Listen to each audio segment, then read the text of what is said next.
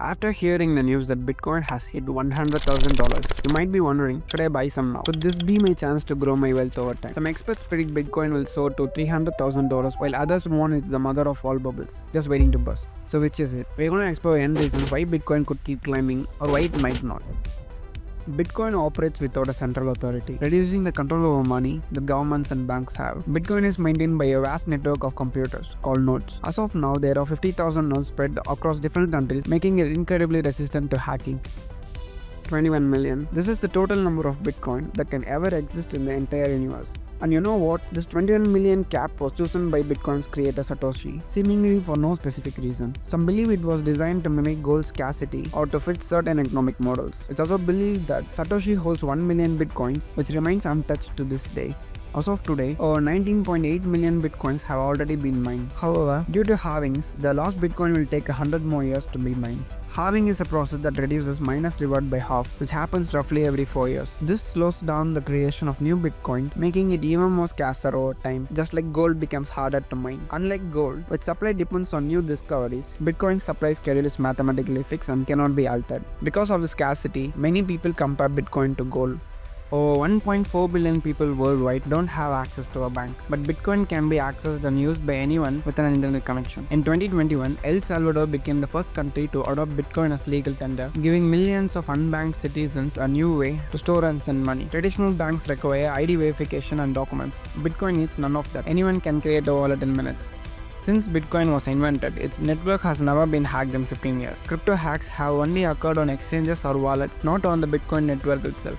There's something called 51% attack, which means to hack Bitcoin, an attacker would need to control 51% of the network, and it requires trillions of dollars in hardware and electricity.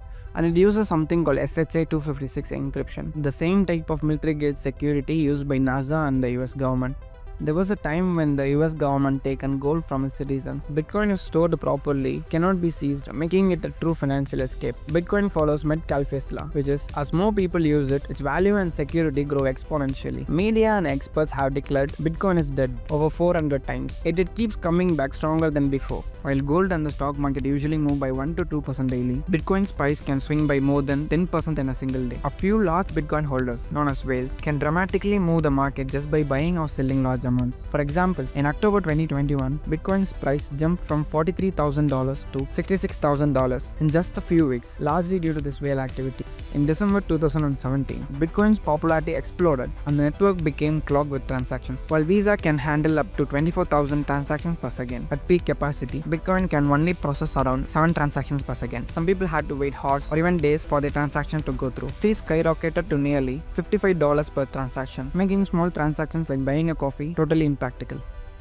If Bitcoin were a country, it would rank among the top 30 energy consumers globally, using more electricity annually than countries like Argentina, Sweden, and Netherlands. A single Bitcoin transaction can consume as much energy as over 1 million Visa credit card transactions. That's like powering a small town for a day. If you forget or lose your private key, your Bitcoin is gone forever. No customer support, no password reset. Estimates suggest that 3 to 4 million Bitcoins are already lost in forgotten wallets or dead hard drives. And if you accidentally send Bitcoin to the wrong address, you can't reverse it. As mentioned, there is no customer support. In 2011, Bitcoin was used on the Silk Road, an online black market, to buy illegal drugs, which made authorities suspicious of crypto's role in crime. As of now, there are over 25,000 alternative coins to Bitcoins, many claiming to be faster, cheaper, or more eco-friendly. While Bitcoin is often called digital gold, Ethereum is a whole ecosystem for smart contracts, powering NFTs, DeFi, or even games. Ethereum is slightly better, handling 30 transactions per second, but that's still far behind centralized bank systems. Then we have Solana, another cryptocurrency, processing 65,000 transactions per second, while Bitcoin does just 7, making it much more attractive for real-time apps.